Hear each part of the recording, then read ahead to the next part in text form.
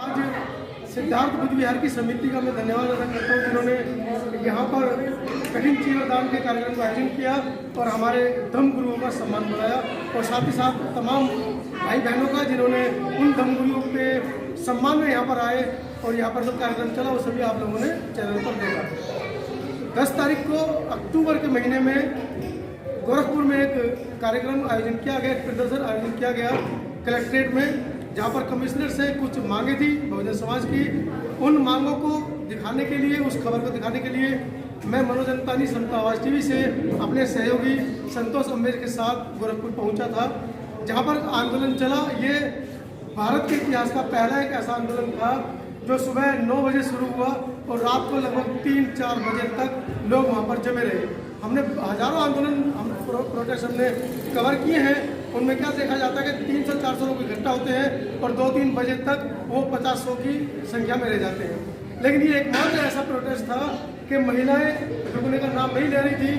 लगभग 10 बजे तक वहाँ पर 20,000 के करीब महिलाएं थी और शाम को 10 बजे तक जब तक के डीएम साहब ज्ञापन लेने नहीं पहुँचे वहाँ पर 50,000 के करीब महिलाएं एकत्र हो चुकी थी। सुबह से आंदोलन में ये डिमांड करी जा रही थी कि हम कलेक्टर को ये अपना ज्ञापन सौंपेंगे, क्योंकि इस आंदोलन से पूर्व पिछले साल दिसंबर में और उससे भी पिछले साल दिसंबर में भी ये प्रोटेस्ट वहाँ पर हुआ था। तो हमारी गलती सिर्फ इतनी थी कि हमने वहाँ के डीजीपी से, वहाँ के आईपीएस से, वहाँ के एसएचओ से, वहाँ के कमिश्नर से सिर्फ इतना सा सवाल पूछ लिया कि ये लोग 3 साल से लगातार धरना प्रदर्शन कर रहे हैं और आपको अपनी मांगे ले रहे हैं, जिनमें 1 एकड़ जमीन प्रत्येक भूमिहीन को देने की डिमांड थी, 20 लाख रुपए प्रत्येक गरीब परिवार को देने की डिमांड थी और वो भी बिना कर्जे के, बिना किस्तों के एक मुश्त आपको देनी है। 25 लाख रुपए की डिमांड थी उन होनहार छात्रों के लिए जो विदेश पढ़ने जाना चाहते थे और वो भी एक मुश्त आप देंगे और कोई उसका वो ऋण नहीं होगा, वो आपको मूल देना है। इस तरह की कुछ 11 डिमांड थी जिनको लेकर अम्बेडकर जन मोर्चा के जो मुख्य संयोजक है श्रीमन कुमार निराला जी, वो अपने पूरे संगठन के साथ वहाँ पर लगे हुए थे। हमारा सवाल पूछना इतना नागवार समझा कि रात को जब हम कार्यक्रम समाप्ति के बाद होटल पहुँचे तो उसी दिन 10 तारीख की रात को हमको होटल से ही डिटेन कर लिया गया। 11:30-12 बजे के बीच की बात है। वो होटल से लेके पकड़कर और 13 तारीख को लगभग 75 घंटे हमको अवैध रूप से थाना कैंट में गोरखपुर में रखने के बाद 13 तारीख की शाम को हमको माननीय न्यायालय में पेश किया गया। माननीय न्यायालय ने हमको दोषी माना, क्योंकि जो कलेक्टर के एक जो पैरोकार थे उनकी एक कंप्लेंट थी कि इन लोगों ने मेरा घर दबाने की कोशिश की और तोड़फोड़ की और बहुत सारी एलिगेशन उन्होंने लगाए और उन्होंने नामजद, जबकि हम पहली बार गोरखपुर गए थे उस कार्यालय में, उसके बावजूद वो नामजद हमको बता रहे हैं कि मैं इन लोगों को व्यक्तिगत रूप से जानता हूँ, जैसे कि वो बताना चाह रहे थे। खैर कोई नहीं, हम लोग जब थाने से निकले तो हम लोगों ने बड़े शान से, गर्व से, मुस्कुराते हुए चले जेल की ओर। हमने एक नारा लगाया, जय भीम का नारा लगाया हमारे जेल में ही, और जेल के लोग देख रहे थे कि कौन है, पहली बार ऐसे लोग आए हैं जो हंसते हुए जेल में आ रहे, वरना जो आता है रोते मर रहे हैं। हालांकि 1 महीने की हमारी जेल यात्रा रही।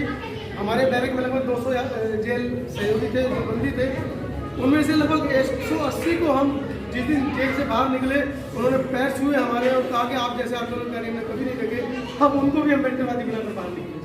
तो ये हमारी बहुत बड़ी। मनोज जी, क्या जिस तरह से बहुजन पत्रकारों को वहाँ पर गिरफ्तार किया गया, क्या लगता है कि बहुजन पत्रकार जो है उन लोगों से सरकार डरी हुई है वहाँ की? देखिए, डरी नहीं है, घबराई हुई है। डरना कहते हैं कि बच्चा एक कोने में जाके छिप गया है, घबराना होता है कि बड़ी भीड़ में भी किसी को पसीने आ रहे हैं। तो घबराई हुई है कि ये कौन लोग हैं जो हमारे बीच में, हमारे ही गढ़ में आकर हमारे ही लिए गड्ढा खोद रहे हैं।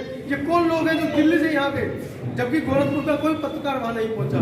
हालांकि 6-7 दिन तक हिंदुस्तान टाइम्स, अमर उजाला, दैनिक जागरण, भास्कर जैसे बड़े बड़े जो चैनल, जो अखबार थे, वो इस खबर को नेगेटिव भूमिका में दिखा रहे थे। लेकिन जैसे जैसे दिन पास आए, हमारी रिहाई की खबरें आई, तो उन्होंने प्रमुखता से दिखाया कि ये लोग दलितों की, शोषितों की, अल्पसंख्यकों की लड़ाई लड़ रहे थे, लड़ते लड़ते जेल गए थे। उसके बाद वो थोड़ा पॉजिटिव हमारे बीच में हुए। मेरे साथ संतोष है, वो कुछ कहना चाहिए। मैं मीडिया बंधुओं का सबका मैं धन्यवाद देना चाहता हूँ, बहुत बहुत साधुवाद। और साधुवाद सिद्धार्थ जो यहाँ पे बोल जा रहे हैं उनका, जितने भी कमेटी के लोग हैं। मैं एक चीज़ मैं बता देना चाहता हूँ योगी सरकार को कि उन्होंने न्योता दे दिया है। हम सभी मतलब जिनसे भी भोजन मिला है उन्होंने न्योता दे दिया है। अब हम बार बार गोरखपुर भी जाते रहेंगे, गोरखपुर ही नहीं पूरे यूपी में हम दखल करेंगे। जितने भी दबे कुचले गरीब वंचित जो लोग हैं उनकी आवाज़ उठाते रहेंगे। और अभी तक तो ऐसा कुछ भी नहीं था, मगर आगे और भी ज़्यादा मतलब हम आवाज़ को बुलंद करेंगे। और दूसरी बात में जेल का जो एक्सपीरियंस है वो मैं बता देना चाहता हूँ।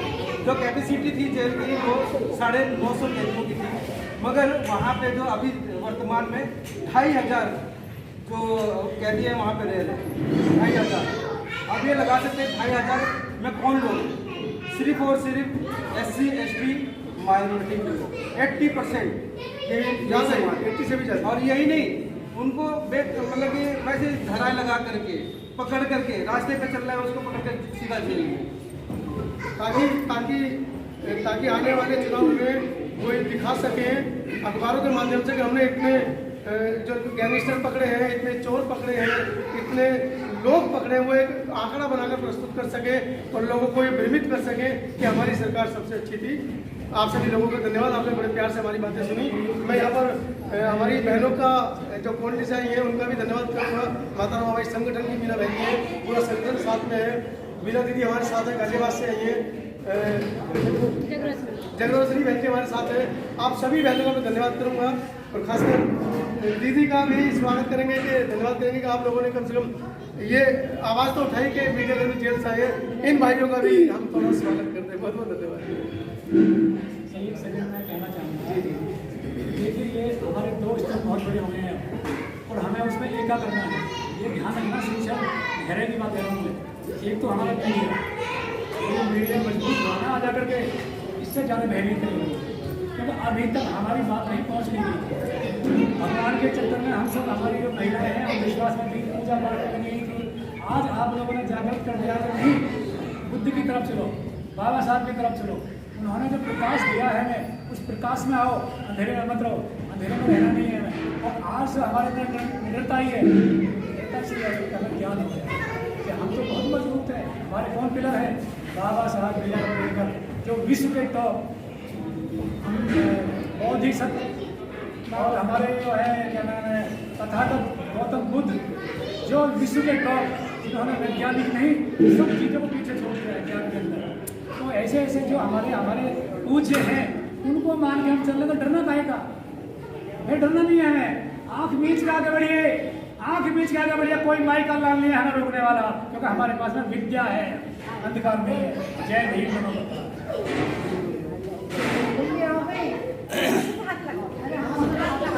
ऐसे हाथ लगा लो, खड़े हो जाओ, कोई दिक्कत सारी नहीं। हाँ बस ऐसे ऐसे हो गया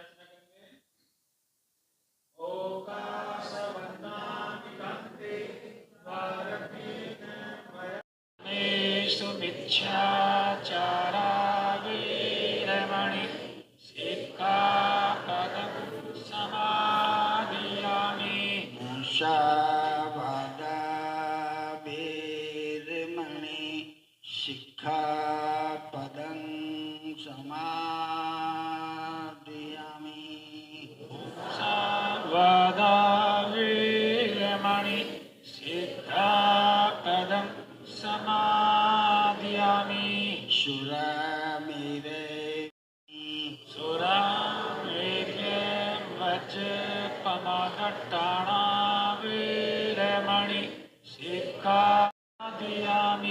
तिसरन् स पंचशीलं धम्मं साधुकं सुरकथं कत्वायप्रमादेन सम्पादे। आमन्ते साधु साधु साधु। नमो तस्स भगवतो अरहतो सम्मा सम्बुद्दस्स। नमो तस्स भगवतो अरहतो सम्मा सम्बुद्दस्स। नमो तस्स भगवतो अरहतो सम्मा सम्बुद्दस्स।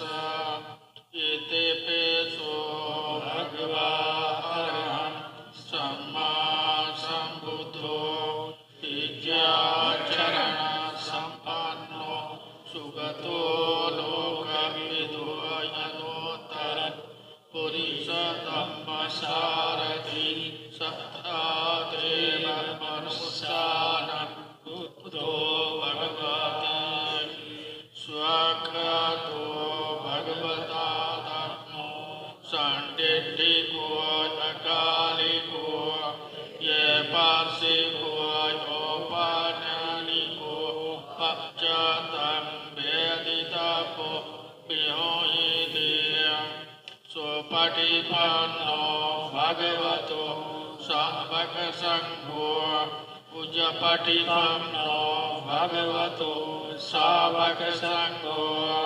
न्यायपटिपन्नो भगवतो सावकसङ्घो सामीचीपटिपन्नो भगवतो सावकसङ्घो यदिदं चत्ता सम्पन्नो कामेषु विधियपीतं तैजातिगपतिर्यं पुनरेति इति सत्यवाक्येन। और भगवान के बीच की जो दूरी है वो आध्यात्म में व्यक्तिगत तौर पर मान के चलता हूँ। आखिरकार धर्म क्या है? भगवान बुद्ध ने उस धर्म को, उस आध्यात्म को, उस भगवान तक पहुँचने की जो प्रक्रिया है उसको बहुत सहज तरीके से बताया है। एक विंसेंट पीले हुए उन्होंने कहा है कि religion is nothing but a method of thought discipline. धर्म कुछ भी नहीं है, धर्म विचारों में अनुशासन लाने का एक माध्यम है। विचार कहाँ से पैदा होता है? आपके माइंड से। विचार अगर आपका अनुशासित है और वाणी अनुशासित है और आपका कर्म अनुशासित है, विचार, वाणी और कर्म अनुशासित है, तो आपका लोक व्यवहार अनुशासित हो जाएगा। और जब ये चारों चीज़ें अनुशासित हो जाएंगी तो इस संसार में शांति कायम हो जाएगी। जिस नर्क और स्वर्ग की कल्पना करते हैं वो यहीं स्थापित हो जाएगा। अब बात आती है कि विचारों में अनुशासन कैसे लाया जाए। भगवान गौतम बुद्ध ने हमें 5 शील दिए हैं, आर्य अष्टांगिक मार्ग बताया है, 10 पारमिताएं बताई हैं और उन सब से गुजरते हुए हमें वहाँ तक पहुँचाया है जिसको हम भगवान कहते हैं। अब भगवान शब्द की परिभाषा क्या है? वैसे भूमि, गैसे गगन, वैसे वायु, ऐसे अग्नि और नैसे नीर, इन 5 शब्दों से मिलकर के बनी हुई जो रचना है वो भगवान है। भगवान, इसका मतलब इस भगवान को हम एक शब्द में प्रकृति कहते हैं और प्रकृति ही भगवान है और भगवान ही प्रकृति है। प्रकृति और भगवान में कोई अंतर नहीं है। अब भगवान के लिए जैसे हम बाबा साहेब अम्बेडकर के द्वारा लिखी हुई पुस्तक को पढ़ते हैं, बुद्धा एंड इस धम्मा, उसमें वो परा प्रकृति वाली बात कही है। भगवान के लिए कई उपमाएं दी गई हैं कि ये सर्वशक्तिमान है। भूकंप आ जाए तो कौन रोक सकता है? कोई नहीं रोक सकता, क्योंकि प्रकृति है, भगवान है, सर्वशक्तिमान है, सर्वव्यापी है। ये 5 तत्व प्रकृति के प्रत्येक कण में व्याप्त हैं। कहते हैं ना सर्वव्यापी, कण कण में व्याप्त है। 5 तत्व प्रकृति के प्रत्येक कण में व्याप्त हैं, तो प्रकृति प्रत्येक कण में व्याप्त है, भगवान प्रत्येक कण में व्याप्त है, सर्वज्ञ है। जो प्राकृतिक फूल है उस फूल की खुशबू को कृत्रिम फूल बना करके कभी पैदा नहीं कर सकते उस खुशबू को। ये सर्वज्ञ है, अनादि है। कहाँ से शुरू हुआ कोई नहीं बता सकता। प्रकृति अभी वैज्ञानिक खोज में लगे हुए हैं, नए नए ग्रहों की खोज हो रही है, नई नई उल्का पिंडों की खोज हो रही है, नई नई बहुत सारी खोजें कर रहे हैं, लेकिन अभी तक किसी को इस बात का पता नहीं लगा कि कहाँ से शुरू होता है। अनादि अनंत है, कहाँ अंत होगा इसका, कहाँ अंत है, किसी को पता नहीं है। इसका मतलब यह है कि जो उपमाएं किसी भगवान के लिए लागू होती हैं, सारी उपमाएं उस प्रकृति पर लागू होती हैं। इसका मतलब कि प्रकृति ही भगवान है और भगवान ही प्रकृति है। अब सम्यक संबुद्ध ने हमें बताया मन से, और मन आपका मंकी है। मन जो हमारा माइंड है वो लाइक मंकी है, कभी इस डाली पर, कभी उस डाली पर, कभी इस चीज पर, कभी वहां, कभी यहां, ये फुदकता रहता है, ये कूदता रहता है, ये संतुलन में नहीं रहता। तो इसे संतुलन में लाने के लिए हमें शीलवान बनना होगा, हमें शीलवान बनना होगा। और शीलवान बनने के साथ साथियों, आज जो मेरे समाज की दुर्दशा है, मैं बात करूं राजनीतिक लेवल की, तो मेरा समाज आज बांट दिया है। और जिनसे हमें बहुत ज़्यादा उम्मीद थी, उन्होंने ही मेरे समाज को बांटने का काम किया है। लड़ाई तो लड़ रहे हैं, लेकिन दोनों अपोजिट लड़ रहे हैं, और इससे समाज का नुकसान होना निश्चित है। उस दुख को मैंने कुछ लाइनों में व्यक्त किया। और बांट दिया है समाज आज, और बांट दिया है समाज आज, है सा बंटवारा ठीक नहीं। बांट दिया है समाज आज, है सा बंटवारा ठीक नहीं। तुम कैसे लड़ाई लड़ पाओगे, तुम कैसे लड़ाई लड़ पाओगे, आपस में लड़ना ठीक नहीं। बांट दिया है समाज आज, है सा बंटवारा ठीक नहीं। तुम कैसे लड़ाई लड़ पाओगे, मेरा समाज आज ये पूछ रहा। बाबा का सपना तोड़ रहे ये अपने मन में सोच रहा। बाबा का सपना तोड़ रहे ये अपने मन में सोच रहा। अपने स्वार्थ की खातिर, अपने स्वार्थ की खातिर मेरे समाज की ख्वारी ठीक नहीं। तुम कैसे लड़ाई लड़ पाओगे, आपस में लड़ना ठीक नहीं। बांट दिया है समाज आज, आपस में लड़ना ठीक नहीं हो।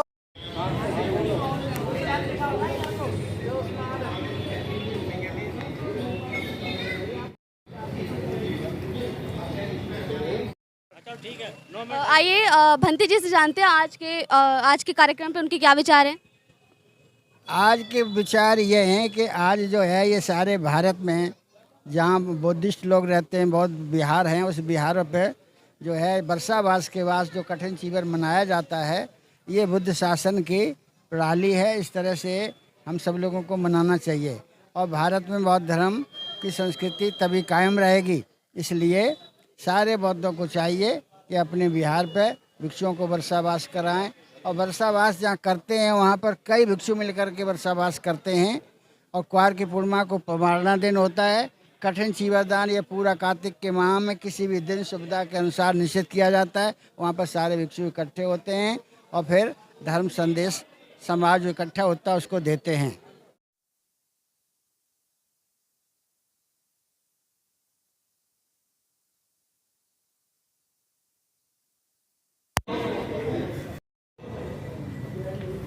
हमें ये